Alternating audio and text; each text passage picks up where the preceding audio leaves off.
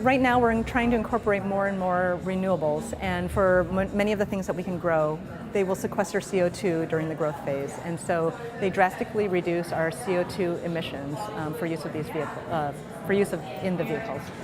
For things like the natural fiber reinforced materials, they actually have less energy to process them, and so we can save CO2 emissions and energy in that way as well. Some of the materials we see here, also like the natural fiber reinforced materials, are lighter in weight than what we're using today. And so if we replace a lot of components or a very large component, it can reduce the weight of our vehicle, which has a positive impact on our fuel economy as well.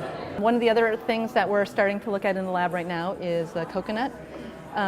And we're announcing a partnership with Scott's Miracle-Gro company to look at this type of material.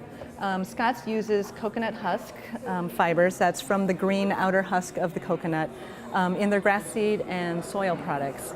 It helps to retain the moisture in those products to help the seeds germinate.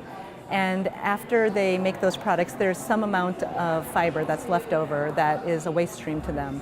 And we're taking that waste stream and combining it with plastic to make a coconut reinforced material such as this. So you can kind of see the coconut fibers in there.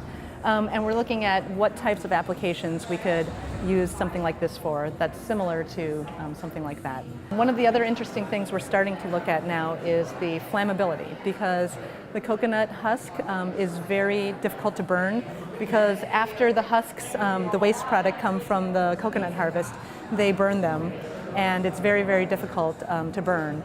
So now instead they're taking that husk and shipping that waste product to Scott's, and then we're taking Scott's waste product and putting it into plastics. The soy foam is standard on all of our North American produced vehicles.